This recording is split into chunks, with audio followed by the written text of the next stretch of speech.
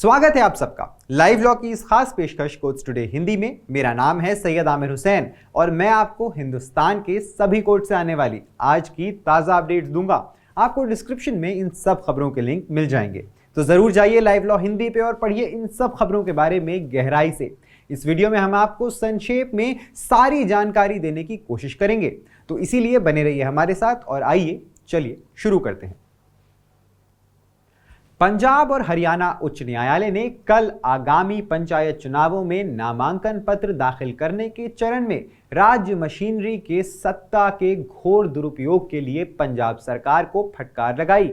इसने याचिका में शामिल गवाहों के संबंध में आगे की चुनाव कार्यवाही पर अंतरिम रोक भी लगा दी है। कोर्ट ने 15 अक्टूबर को ये चुनाव होने वाले थे जिन पर रोक लगाई है। न्यायमूर्ति संदीप मौदगिल और न्यायमूर्ति दीपक गुप्ता की अवकाश पीठ ने कहा कि मनमाने ढंग से अन्य उम्मीदवारों के नामांकन पत्रों को खारिज करके चुनाव शुरू होने से पहले ही उम्मीदवारों को निर्विरोध विजेता घोषित कर दिया गया था। कुछ मामलों में राज्य में सत्ताधारी पार्टी के अधिकारियों ने नामांकन पत्र फाड़ दिए और दावा किया कि कागजात खो गए हैं। कुछ अन्य मामलों में नामांकन पत्र बिना कारण बताए या गलत कारणों से खारिज भी कर दिए गए थे। पत्रकार और द हिंदू अखबार के वरिष्ठ सहायक संपादक महेश लांगा ने कथित वस्तु एवं सेवा कर यानी जीएसटी धोखाधड़ी मामले में मैजिस्ट्रेट अदालत द्वारा दी गई 10 दिन की पुलिस रिमांड को चुनौती देते हुए शुक्रवार 11 अक्टूबर को गुजरात उच्च न्यायालय का रुख किया है। कुछ समय तक मामले की सुनवाई के बाद न्यायमूर्ति संदीप एन भट्ट की एकल न्यायाधीश पीठ ने मौखिक रूप से राज्य की ओर से पेश वकील से मामले को 14 अक्टूबर को सूचीबद्ध करने के लिए निर्देश प्राप्त करने को कहा। अदालत ने लांगा के वकील से याचिका की एक प्रति उपलब्ध कराने के लिए भी कहा। राज्य के वकील ने कहा कि उन्हें कागजात प्राप्त नहीं कराए गए हैं। बॉम्बे हाई कोर्ट ने गुरुवार को 2 महिलाओं और 2 साल की बच्ची को जलाने वाले 46 वर्षीय व्यक्ति की मौत की सजा को उम्र कैद में बदल दिया।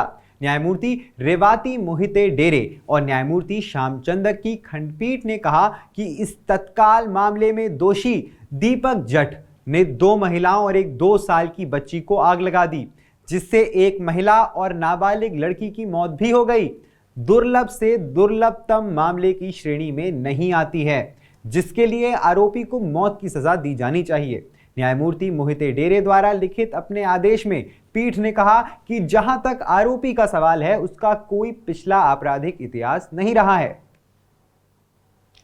आलिया भट्ट की स्टारर फिल्म जिगरा से जुड़े एक मामले में राजस्थान उच्च न्यायालय की जोधपुर पीठ ने गुरुवार 10 अक्टूबर को एक अंतरिम आदेश में एक वाणिज्यिक अदालत द्वारा लगाई गई रोक हटा दी है, जिससे शुक्रवार 11 अक्टूबर को होने वाली रिलीज जिगरा पर अस्थायी रूप से रोक लगा दी गई थी। न्यायमूर्ति पुष्पेंद्र सिंह भाटी और न्यायमूर्ति मुन्नूरी लक्ष्मण की खंडपीठ ने अपने अंतरिम आदेश में कहा, एक अंतरिम उपाय के रूप में सिविल मिसलेनियस एप्लीकेशन में विद्वान वाणिज्यिक न्यायालय संख्या 1 जोधपुर द्वारा पारित आदेश दिनांक 8 अक्टूबर 2024 के प्रभाव और संचालन अगली तारीख तक रोक रहेगी। यह आदेश तब पारित किया गया जब फिल्म के निर्माता धर्मा प्रोडक्शंस ने वाणिज्यिक अदालत के 8 अक्टूबर के आदेश को चुनौती दी, जिसने फिल्म के शीर्षक के संबंध में प्रतिवादी भल्ला राम चौधरी द्वारा ट्रेडमार्क उल्लंघन का दावा करने के बाद फिल्म की रिलीज पर रोक लगा दी थी। इलाहाबाद उच्च न्यायालय ने पिछले हफ्ते यूपी के अयोध्या में एक नाबालिग लड़की के साथ कथित सामूहिक बलात्कार के मामले में समाजवादी पार्टी के नेता मोहिद अहमद की जमानत याचिका खारिज कर दी थी, जिसमें अहमद और उसके सहायक राजू खान को आरोपी के रूप में नामित किया गया था। न्यायमूर्ति पंकज भाटिया की पीठ ने कहा कि हालांकि रिकॉर्ड पर एफएसएल रिपोर्ट से अभियुक्त के साथ भ्रूण के पितृत्व की पुष्टि करती है, ना एसपी नेता के साथ अकेले पितृत्व परीक्षण ये निर्धारित करने के लिए निर्णायक नहीं है कि क्या अपराध किया गया था, जो कि धारा 3 पॉक्सो अधिनियम के अनुसार और धारा 375 आईपीसी के तहत बलात्कार की परिभाषा में भी है। ज्यादा जानकारी के लिए सब्सक्राइब करिए हमारा YouTube चैनल या विजिट करिए हमारी वेबसाइट www.livelaw.in, जहां आप इन सारी ही खबरों के बारे में अच्छे से जान सकते हैं। लाइव लॉ हिंदी पे आपको हिंदी में सारी ताजा अपडेट्स भी मिल जाएंगी।